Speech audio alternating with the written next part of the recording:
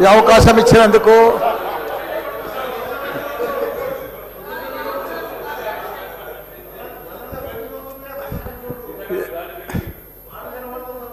సరే పెళ్ళికి వచ్చినా రాకున్నా కానీ ఒక అధ్యక్ష చాలా బాధాకరంగా ఉన్నది, చాలా ఇబ్బందికరంగా ఉన్నది.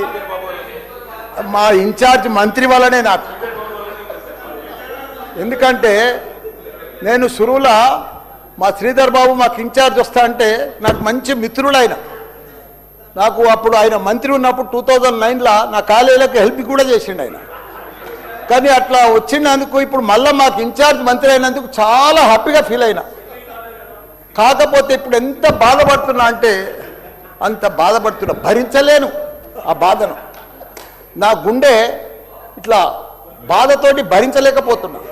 ఎందుకంటే జవహర్ నగర్ అనే ప్రాంతము నా గుండెకాయ.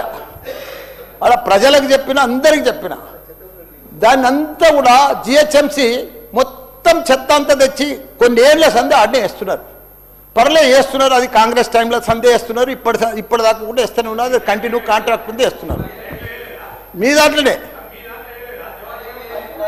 కంటిన్యూషన్ అని చెప్తున్నా. నా జర ఓపిక పట్టాలని నీకు దండం పెడతా. ఎందుకంటే ఆ చెత్త వేసినప్పుడు నేను మంత్రి ఉన్నప్పుడు మా కేటీఆర్ గారు 500 కోట్లు ఇచ్చిండు. చెత్తతోటి కరెంటు తయారు చేసే ఉత్పత్తి ప్లాంట్ ఆడ తయారు చేసినాం. దాన్ని అది కాకుండా 144 కోట్లతోటి క్యాపింగ్ పెట్టిన, మొత్తం మట్టి పోసి గడ్డి పెట్టి అది గుట్ట లెక్క తయారు చేసినాం.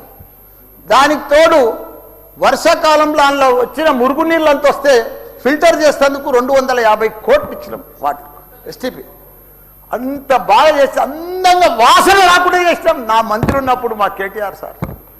అటువంటిది ఇప్పుడు 2 సంవత్సరాలు 4 నెలల సంది భరించలేము. కొత్త గుట్ట చెత్తకుండి తయారు చేసిరు కొత్తది ఒకటి.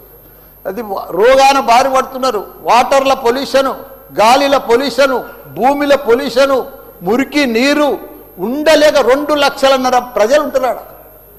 దయచేసి అన్నా శ్రీధర్ అన్న, నువ్వంటే నాకు చాలా అభిమానం.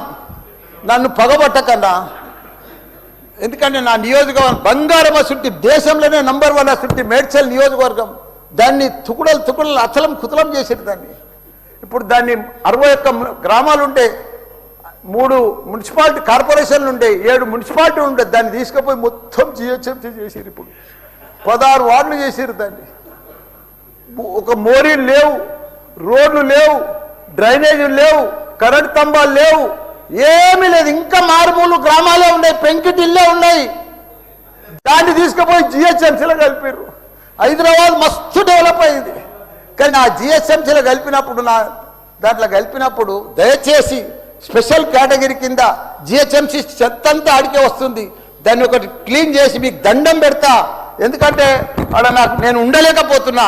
నేను ఎందుకు వస్తున్నా, ఎందుకు గెలిచినరా ఇక్కడి నుంచి అని భరించలేకపోతున్నా. నేను శ్రీధర్ అన్న నీకు దండం పెడుతున్నా. అదొక్కటి నాకు స్పెషల్ ఫండ్ ఇచ్చి 500 కాదు 1000 కోట్లైనా సరిపోవు. నువ్వు దీనికి బడ్జెట్లో ఇక్కడ జిహెచ్ఎంసీకి ఇచ్చిందంతా కూడా దానికి ఇవ్వాలి. ఎందుకంటే ఈ చెత్త అంతా అక్కడనే వస్తుంది.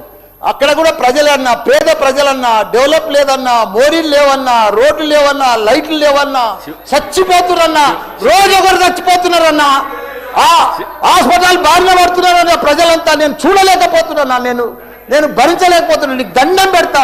ఇదొక్కటి నాకు స్పెషల్. ఒక్కసారి మీరు ఇన్స్పెక్షన్ చేసి అక్కడ రావాలని కూడా కోరుతున్నా. మీరు ఈ నడుమ ఇనాగ్రేషన్ కూడా వస్తలేరన్నా. ఆ మహేందర్ రెడ్డిని పంపిస్తురన్నా. మీరు కావాలనే వస్తురన్నా, కుట్ర పంపుతురన్నా, నా మీద కుట్ర పంపుతురన్నా. ప్లీజ్ దయచేసి అదొకటి మీరు రావాలి. కృష్ణారావు గారు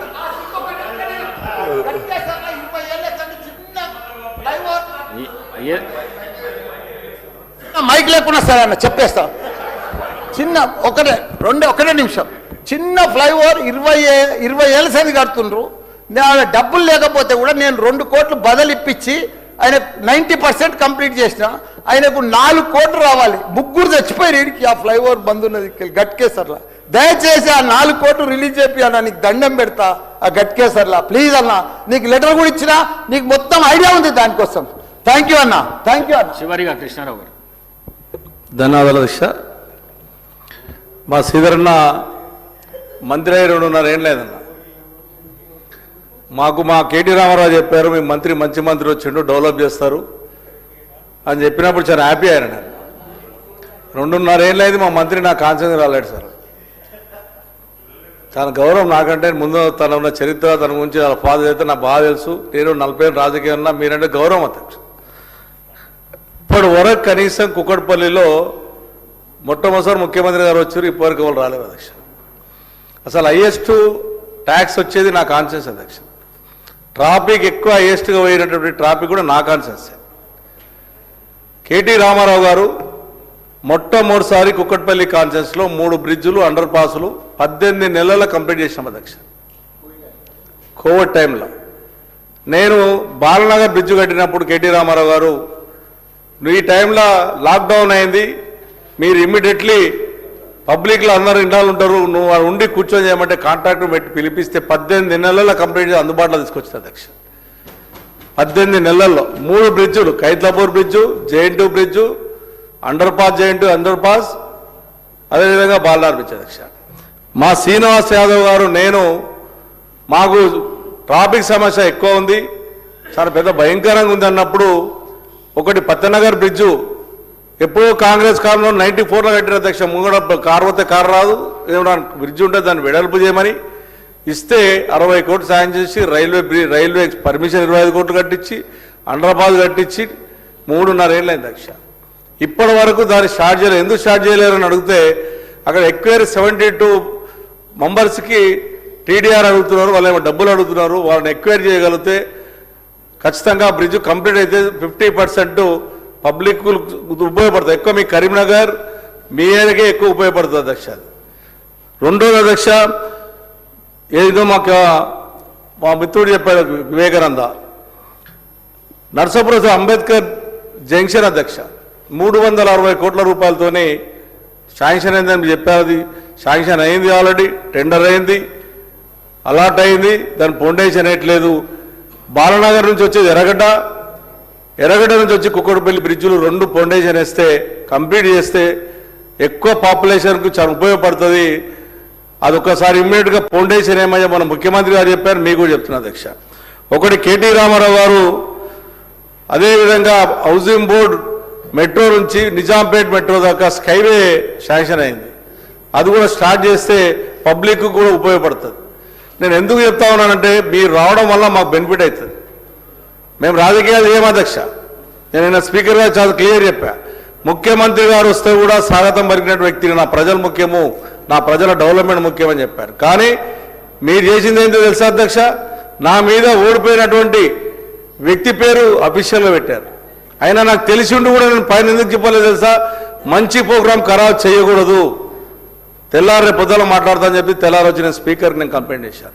చరిత్రలో, భారతదేశం వచ్చే చరిత్రలో, అసెంబ్లీలో ఉన్న చరిత్రలో ఏ ఒక్కరు కూడా ఇప్పటివరకు ఎంతోమంది కాంగ్రెస్ ముఖ్యమంత్రులు చేశారు, టీడీపీ ముఖ్యమంత్రులు చేశారు, టీఆర్ఎస్ ముఖ్యమంత్రులు చెప్ప ఓడిపోయినటువంటి పేరు పెట్టేటువంటి ఏకైక పార్టీ ఉందంటే మీ పార్టీ అధ్యక్ష. ఇది మంచిది కాదు అధ్యక్ష. ఇది